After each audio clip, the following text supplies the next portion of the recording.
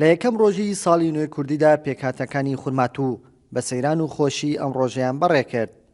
ئیمڕۆ سەڵی ساڕی کوردیە، جەژنی کوردیە، هاتیمانە بۆ عێراقا لە خورماتووە، عارەب و تورکمان و هەموو پێکاتەکان بەبێ فەرق و جیاوازیەک ڕۆژێ خۆشمان بردەسەر. جوا حلوة ما شاء الله، جو حلو، عرب تركمان كلها سوية. کەشێکی خۆشە، کورد و عرب و تورکمان پێکەوە لە جەژنی ڕۆزدا دەرچوونە بۆ سەیران. رسالتنا نشكر اخواننا الكراد عرب تركمان.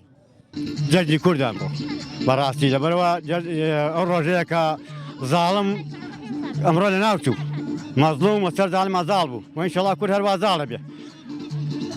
هێوادارم هەموو کورد ئەمڕۆ یەکڕست بێت و یەکدەنگ بێ بۆی مافەکانمان دەست دەدەین و هێوادارم کورد هەر لە خۆشییا بێ، یا ڕەبی خۆی هەموو ساڵێ بەخێر بێتەوە.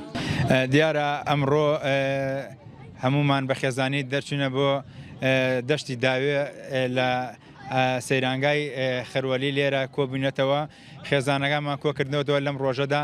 ئەمڕۆ کە 2723 کوردیە، یەکەم ڕۆژی ساڵی نوێی کوردیە، هەمومان گەشتێکی خۆشمان بەسەر برد.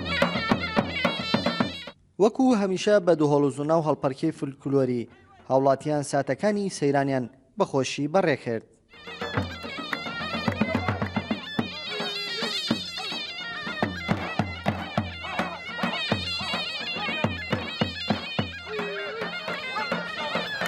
ڕاستە کەشووە ئەگەر لە بارنیە، بەڵام بەخوا خەڵکەکە هەر دەرچووە وەکو خۆیەتی و خۆشی خۆیەکات و لە کەیف و سەفای خۆیەتی، بەڵام زۆر دوور نەکەوتوینەوەتەوە لە شار، نزیکی شارین و لەخوا بەزیابێ وەزعەکە هێمنە و هەموو شتێ لە بارایە.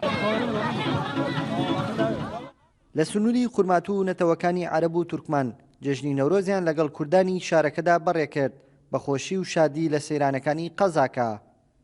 کاروان حەبیب، کورتسات نیوز، خورماتوو.